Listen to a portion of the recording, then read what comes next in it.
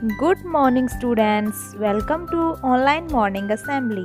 आज मिति है 20 नवंबर 2020, दिन शुक्रवार, फ्राइडे, FRIDAY फ्राइडे। अज दा विचार वड्डियां दा सत्कार करो, रिस्पैक्ट दी एल्डर्स। प्यारे बच्चों, सानू वड्डियां दा आदर करना चाहिदा है, उन्हां दा हर कहना मनना चाहिदा है। ਤੁਹਾਡੇ ਮਾਤਾ ਪਿਤਾ ਅਤੇ ਦਾਦਾ ਦਾਦੀ ਤੁਹਾਡੇ ਲਈ ਕਿੰਨਾ ਕੁਝ ਕਰਦੇ ਹਨ, ਸਾਡੀ ਹਰ ਮੰਗ ਨੂੰ ਪੂਰੀ ਕਰਦੇ ਹਨ, ਤਾਂ ਸਾਡਾ ਵੀ ਤਾਂ ਫਰਜ਼ ਬਣਦਾ ਹੈ ਕਿ ਅਸੀਂ ਵੀ ਉਹਨਾਂ ਦੀ ਸੇਵਾ ਕਰੀਏ ਅਤੇ ਉਹਨਾਂ ਦੇ ਹਰ ਸੁਪਨੇ ਨੂੰ ਪੂਰਾ ਕਰ ਵਿਖਾਈਏ।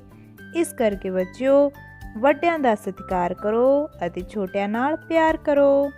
ਸਾਡਾ ਪਹਿਲਾ ਪ੍ਰਸ਼ਨ, ਸ੍ਰੀ ਗੁਰੂ ਨਾਨਕ ਦੇਵ ਜੀ ਦੇ ਪਿਤਾ ਜੀ ਦਾ ਨਾਂ ਕੀ ਸੀ?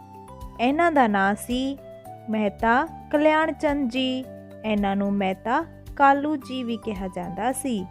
ਸਾਡਾ ਦੂਜਾ ਪ੍ਰਸ਼ਨ, ਪੁਲਾੜ ਵਿੱਚ ਜਾਣ ਵਾਲਾ ਪਹਿਲਾ ਭਾਰਤੀ ਕੌਣ ਸੀ?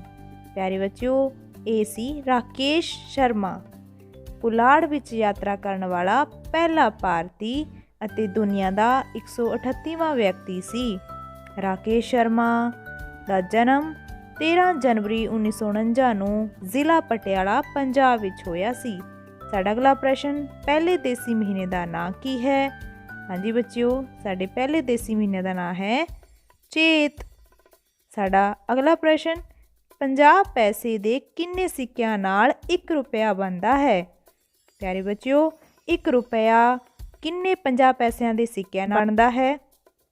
ਹਾਂਜੀ, 50 ਪੈਸੇ ਦੇ 2 ਸਿੱਕਿਆਂ ਨਾਲ। ਸਾਡਾ ਅਖੀਰਲਾ ਪ੍ਰਸ਼ਨ, ਉੱਡਣਾ ਸਿੱਖ ਕਿਸ ਨੂੰ ਕਿਹਾ ਜਾਂਦਾ ਹੈ? ਹਾਂਜੀ, ਉੱਡਣਾ ਸਿੱਖ ਕਿਹਾ ਜਾਂਦਾ ਹੈ ਮਿਲਖਾ ਸਿੰਘ ਨੂੰ। ਇਹ ਮਸ਼ਹੂਰ ਦੌੜ ਐਥਲੀਟ ਸਨ। ਇਹਨਾਂ ਨੂੰ ਫਲਾਇੰਗ ਸਿੱਖ ਜਾਂ ਉੱਡਣਾ ਸਿੱਖ ਨਾਂ ਨਾਲ ਜਾਣਿਆ ਜਾਂਦਾ ਹੈ। ਆਓ ਬੁੱਝੀਏ, ਕੱਚ ਦਾ ਮਕਾਨ ਵਿੱਚ ਲੋਹਾ ਦਾ ਸਮਾਨ। ਹਾਂਜੀ ਬੁੱਝੋ, ਇਹ ਬੁਝਾਰਤ ਦਾ ਉੱਤਰ ਕੀ ਹੈ? ਇਸ ਬੁਝਾਰਤ ਦਾ ਉੱਤਰ ਹੈ ਬੱਚਿਓ bulb. Today's words for practice. The first word is glow. GLOW, glow. Glow means ਚਮਕ। Her eyes had a glow. ਉਸ ਦੀਆਂ ਅੱਖਾਂ ਵਿੱਚ ਚਮਕ ਸੀ। Next word is spread. SPREAD, spread. Spread means ਫੈਲਣਾ। Spread the goodness around. ਚਾਰੇ ਪਾਸੇ ਚੰਗਿਆਈ ਫੈਲਾਓ। Next word is harm. HARM, harm. Harm means ਨੁਕਸਾਨ। Do not harm animals. ਜਾਨਵਰਾਂ ਨੂੰ ਨੁਕਸਾਨ ਨਾ ਪਹੁੰਚਾਓ। Next word is disturb. DISTURB. Disturb means ਪਰੇਸ਼ਾਨ। Do not disturb me. ਮੈਨੂੰ ਪਰੇਸ਼ਾਨ ਨਾ ਕਰੋ। The last word is gather. GATHER. Gather means ਇਕੱਠ। The children gather round in a circle.